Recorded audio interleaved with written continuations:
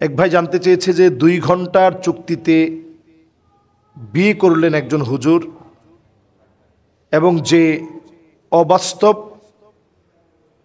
যে সহবাসের ঘটনা ঘটল এবং এরপরেই দিলেন তালাক, এটার ব্যাপারে শরীয়ত কি বলে? পরিষ্কার এটি একটি ন্যাক্কারজনক ঘটনা এবং এই ঘটনায় জড়িত ব্যক্তিদেরকে আইনানুগ ব্যবস্থা নেওয়া তাদের জন্য জরুরি বলে আমি মনে করছি। মসজিদ আল্লাহ রাব্বুল আলামিনের অত্যন্ত পুত পবিত্র জায়গা। ওয়ামাই ইউআযযিম শাআইরাল্লাহ ফাইন্নাহা মিন তাকওয়াল কুলুব। যার অন্তরে আল্লাহ রাব্বুল আলামিনের ভয় যত বেশি, সে তত বেশি আল্লাহ রাব্বুল আলামিনের নিদর্শনকে তত বেশি ভালোবাসে। যে আল্লাহকে যত বেশি ভালোবাসে সে আল্লাহর নিদর্শনকে তত বেশি সম্মান ইজ্জত করে। একজন আলেমের দ্বারা এমন পদস্খলন ঘটবে, এটা সত্যি ভাবতে আমার কাছে লজ্জা লাগে। কিয়ামতের আগে এমন কিছু আলেম বের হবে যারা জমিনের মধ্যে সবচেয়ে নিকৃষ্ট হবে। এই কাজটা একটা নিকৃষ্ট মানুষের কাজ। পবিত্রতম আল্লাহ রাব্বুল আলামিনের ঘর মসজিদের ভিতরে এহেন কর্মকাণ্ড ঘটেছে যা টক অব দ্য কান্ট্রিতে রূপান্তরিত হয়েছে এবং এই মাসআলা আমাদের দুয়ার পর্যন্ত পৌঁছেছে। এজন্য পরিষ্কার এ ব্যাপারে নবীজি সাল্লাল্লাহু আলাইহি সাল্লামের হাদিসকে স্মরণ করিয়ে দিতে চাই।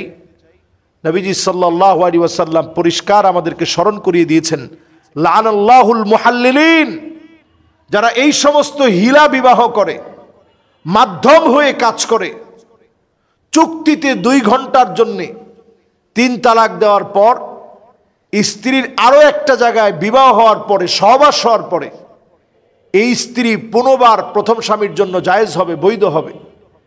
এজন্য যারা বৃদ্ধ কোনো পুরুষকে দিয়ে কয়েক ঘন্টার জন্য হিলা বিবাহ, প্রথাগতভাবে 1 ঘন্টা অথবা 2 ঘন্টার জন্য হিলা বিবাহের মধ্য দিয়ে স্ত্রীকে হালাল করে আবার বিবাহ করলেন, আপনি নিজেও হালাল, আপনি নিজেও হারাম কাজের সঙ্গে সম্পর্কিত হলেন, আপনি নিজেও হারাম কাজের সাথে সম্পৃক্ত হলেন, হারামের সাথে আপনি সম্পৃক্ত হয়ে আপনি নিজেও গুনাহগার হলেন।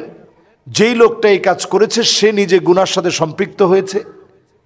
এই জাতীয় যত কর্মকাণ্ড হবে আল্লাহ রাব্বুল আলামিন এগুলো থেকে বরকত উঠায় নেবেন। এগুলো হারাম কাজ এবং যেখানে আল্লাহ লানত পড়ে 24টা ঘন্টার প্রত্যেকটা ঘন্টার, প্রত্যেকটা মিনিটের, প্রত্যেকটা সেকেন্ড আল্লাহ তাআলা এই সমস্ত লানাল্লাহুল মুহাল্লিলিন, যারা এই সমস্ত হিলা সংগঠিত চুক্তিতে বিবাহ সম্পাদন করে আবার ছেড়ে দিবে, এদের উপরে আল্লাহর লানত।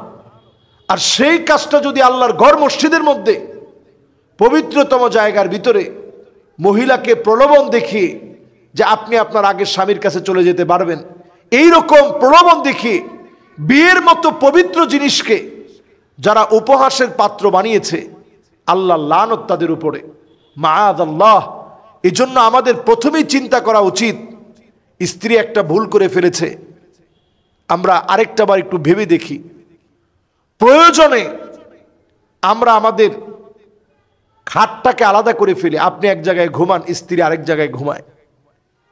প্রয়োজনে আপনি হালকা লঘু, আপনি অন্তত একটা মিসওয়াক দিয়ে হয়তো একটু মারের ভয় দেখালেন, অভিনয় করলেন, মাইট দেওয়ার একটা অভিনয় করলেন অথবা ভয় দেখালেন, স্ত্রী শুধরে গেল। প্রয়োজনে আপনি আপনার পরিবারের সবাইকে ডাকলেন, ডেকে শুধরানোর চেষ্টা করলেন, স্ত্রী শুধরে গেল। এগুলোর কোনোটাতেই কিছু ঘটল না। তখন আপনি বাধ্য হয়ে আপনি 1 তালাক দিলেন। 1 তালাকের পরে আপনি স্ত্রীকে জড়িয়ে ধরলেন, স্ত্রী আপনার জন্য হালাল হয়ে গেল। অথবা 2 তালাক দিলেন, তখন স্ত্রীর মনটা গলে গেল যে আহারে, আমার স্বামী তো এতদিন ধরে আমাকে মহাব্বত দিয়েছে, ভালোবাসা দিয়েছে, বরণ পোষণ দিয়েছে, সব দিয়েছে, ঠিক আছে, যা ভুল বোঝাবুঝি হয়েছে সব ঠিকঠাক করে ফেলি। কিন্তু এ না করে একসাথে আমরা 3 তালাক দিই। দেওয়ার পরে এবার হুজুরদের কাছে কত রকমের বাহানা, হুজুর কোনোভাবে কি কোনো সিস্টেম আছে? এই যে সিস্টেম খোঁজা, এগুলো সব হারাম। এখন আপনি কেন সম্পর্ক করতে যাচ্ছেন? বাংলাদেশের অসংখ্য ফ্যামিলি আপনি খোঁজ নিয়ে দেখেন, এরা হারাম সম্পর্কের মধ্যে আছে, অসংখ্য ফ্যামিলি। মাথায় রাগ উঠছে, তোরে দিলাম 3 তালাক, তোর মা 14 গোষ্ঠী শুদ্ধা দিলাম 1000 তালাক, মানে পুরা গোষ্ঠী শুদ্ধা আপনি তালাক দিয়ে দিলেন।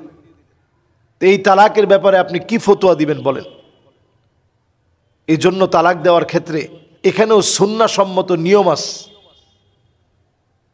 এই সুন্নাহর বাহিরে গিয়ে যখন আপনি তালাক দিবেন, তখন এই ধরনের বিপর্যয়গুলা জমিনের মধ্যে সৃষ্টি হবে। এজন্য আল্লাহর কাছে পানাহ চান। প্রতিনিয়ত আমরাও পানাহ চাই। আমাদের সংসারগুলো নিয়ে আজ আমরা বড় শঙ্কিত। আমাদের সংসারগুলো ক্রমশ ভেঙে যাচ্ছে। জায়গায় জায়গায় সংসার ভাঙার খবর।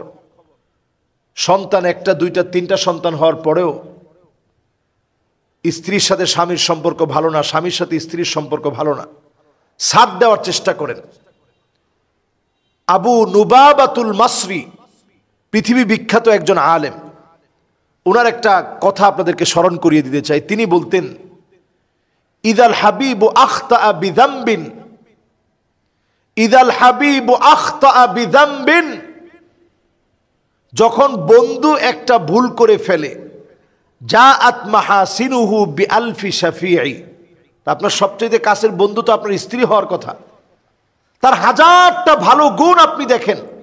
আমার স্ত্রী কত কষ্ট করে রান্না বাড়া করে খাওয়ায়, কত সুন্দর আমার খোঁজ খবর নেয়, সন্তানগুলোকে পড়াশোনা করায়, তাদেরকে টেক কেয়ার করে। আমি তো শুধু বাহিরের সময় দিই, সে ঘরের ভিতরে কত সময় দেয়। আমার মা বাবাকে সে সময় দেয়, সবার জন্য সব কাজ সে আঞ্জাম দেয়।